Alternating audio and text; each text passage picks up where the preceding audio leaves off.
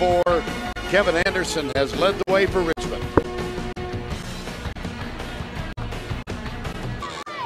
And back in Denver, where the score is tied, well, during this timeout, I had a chance to catch up with Pete Carrill. He says he likes what Richmond is doing, but they were missing too many open shots. He wants more layups, like we just saw inside baskets from Anderson. That he's pleased with.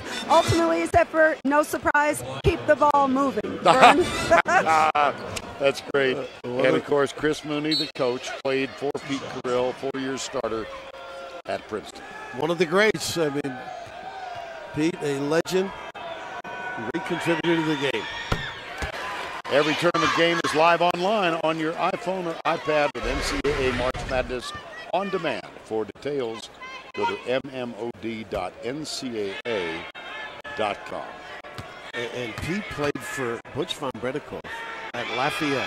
Wow. And a brilliant student. I think he was number one in his class, too. And it certainly showed the way he coached. I mean, he really had insights of us could barely understand. I remember years ago, I've only done one game ever at Princeton, and it was when Loyola Marymount was averaging 100 points a game. Oh, did you do that? Yes, and we did Loyola Marymount at Princeton. The score, I don't remember the score, but it was in the 60s, and Pete Carrill and Princeton won the game. Well, he did that to a lot of Pete Digger Phelps in a big game, Carolina.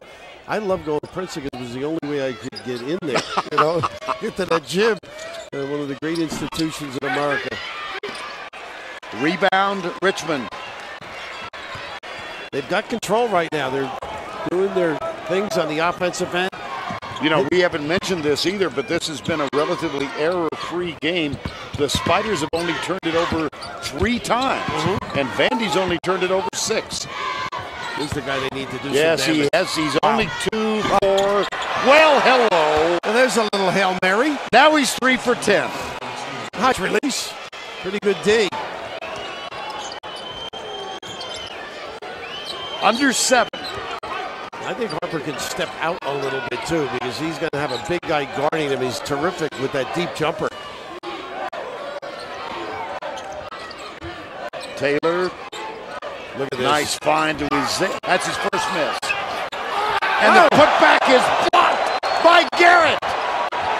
Taylor does get it back, and a foul is going to be called on Martell. Woo. 4th Darius Garrett block in the game. Oh my gosh, by Garrett. My goodness, is he tough around the tin. I mean, he has just been all over anybody attempting a release. Azili had him pinned, still countered with great elevation. Now they find Azili again. Martell guards back outside Jenkins. Quick with the 3, fouled, he'll shoot 3. And they got Kevin Smith, and that's his 4th foul. Yeah, what a place to do it. You know he can shoot it, but you want to close out under control. This kid unerring from deep.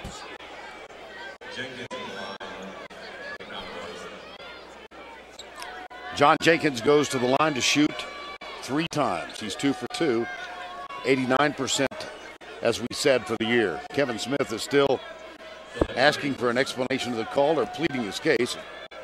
Not sure which. I think Les Jones is just checking on what he had for lunch today. So Kevin Smith has to sit. He's one of the 4 senior starters, so tough for him. Here's another one. Now Dan Giroux is on, so also is Cedric. All right, nice steady rotation. And Garrett gets a well-deserved rest. Darius Garrett with 4 blocks. A year ago, he had 14 blocks in a game against UMass. That is an Atlantic 10 record. Boy, what a performance today. That's a record most places. Yes, you think? I don't want to go out on the limb. And back to the zone, which had slowed them down early in the game. See if they can pop in the lane. Nice ball movement. Wow. Another one! Martell! And he gets Garrett right in the game. That's what that timeout was. But early on, they didn't have confidence against the zone, Vern. But now, people doubling up. They find the open shooter. Pete smiling in Princeton. 47% for the game on the left side, Vanderbilt 50, but the key is 12 of 21 point range. And not that Vanderbilt has been awful, but how about this 12 of 21? We're going to see Jimmer Fredette tonight at Brigham Young and Wofford. I saw Brigham Young, San Diego State, Bill, and this reminds me what Richmond is doing now. BYU in that game, which they won on the road, hit 14 of 24. There's Garrett back in, but this time overplayed by Garrett, and Ezeli makes him pay a price. Yeah, he sold out. That's a coach's term where he gambles instead of recovering to get in position, and he didn't really have any weak side support either. He may have thought he was getting help on that top side. Lindsey, Anderson, Garrett, Martell, that's Harper. Look at this match here. Colburn just can't play him. Oh, wow. Taylor with the foul. And Harper goes down. Well, early in the game, they were doing a nice job on Ezeli. You can just see this gamble here, and really nobody at home to help out. And the counter at the other end, I mean, just you call it a solid checkout that Harper pursuing beautifully. That was the 6th-team foul. Both teams have 6. So we go to the bonus on next foul for both. 5.5 remaining. Richmond and Vanderbilt. I would look for a ball screen for Anderson because they've been switching. I think he can take his guy. Here's Giroux back to Harper. They might get a ball screen slip for Giroux at some point. Harper spin, fadeaway. Wow. Got it! He's talented. Beautiful. He's been subdued. We talked about him moving away from the hoop. I think he can really burn anybody that tees it up with him. Under 5 remaining in the game. Look at Ezeli toughness. Off the glass, beautiful. That's his shot. That's the one they keep after him on. A little kiss for the big fella. If he keeps that up, he'll be a mile high, huh? Not a good one there. Cheapy. Ezeli fouls Giroux. That's 3 on Ezeli. Well, he will have a bizarre Harper if he continues to get these opportunities, or at least his team will. He is solid, a tough guy to match up on, and I just love this. Drop step to the middle, just a little head and shoulder, a little kiss to finish it off. They got to go back to him continually and see if Richmond gambles on him. Giroux goes to the line, not his strongest part of his game. He's 62% for the year. Nope. Misses the front end of a 1-and-1.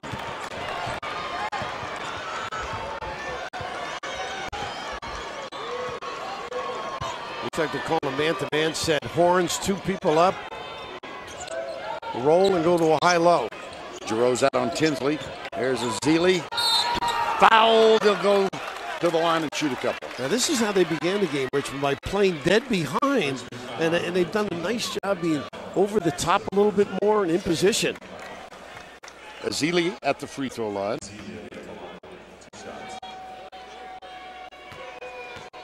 Three of 5 for the day. Check out the Powerade Ion 4-point performance ranking system to get a peek into the science behind the tournament. See where your teams rank at ncaa.com/Powerade. Ezeli with one more.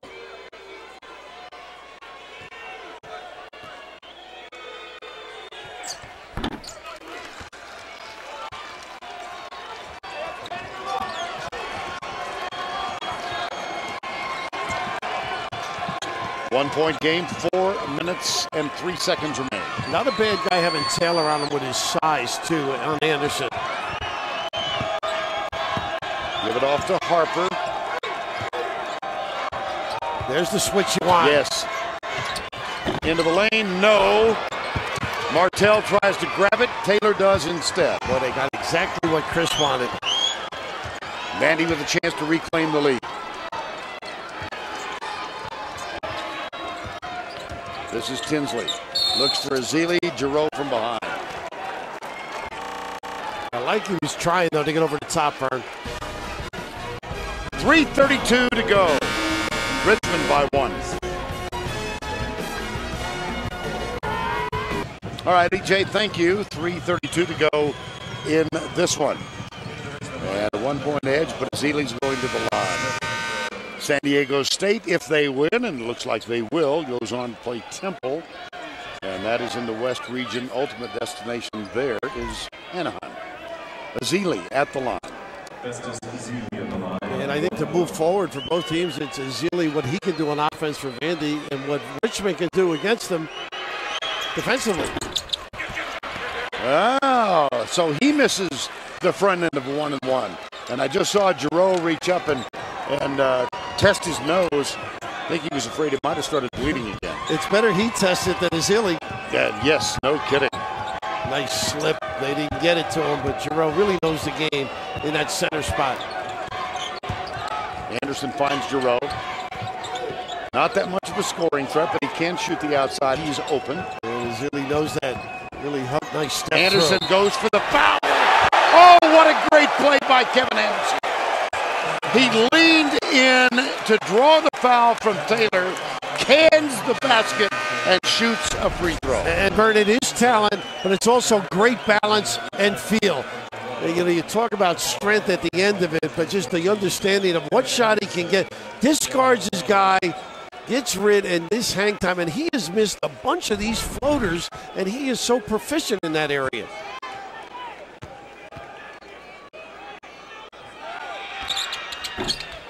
Wow.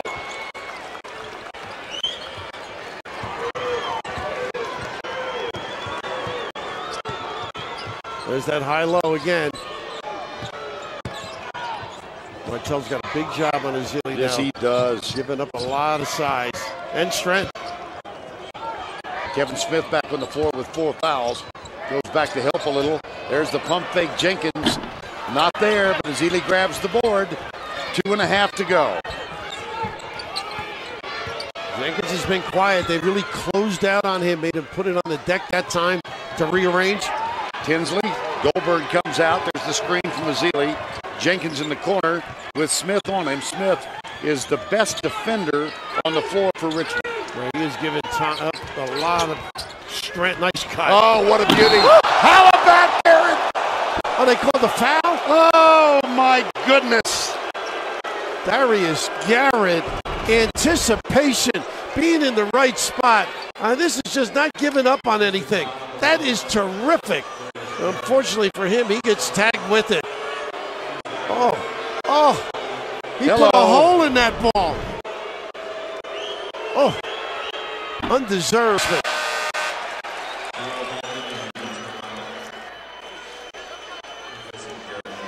Goldburn misses a free throw.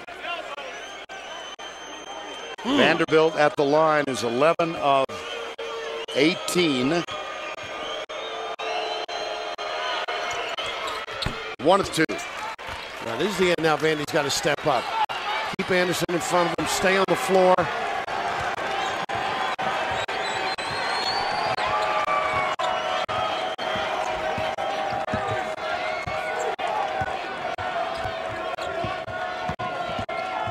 Back spin. Or spin, back door. Double on the other side. Harper. Jumper off the rim. Martell. They got it again. Offensive rebounding has been a key point for Richmond in this ballgame. They lead by 2. When you shoot deep shot, either the long rebounds, this club's so adroit at gathering them. He's an ankle breaker, this kid. Jumper. No. This time Goldburn gets the rebound. 1:15 remaining. Tinsley, Goldburn. They look for Jenkins, who's on the baseline.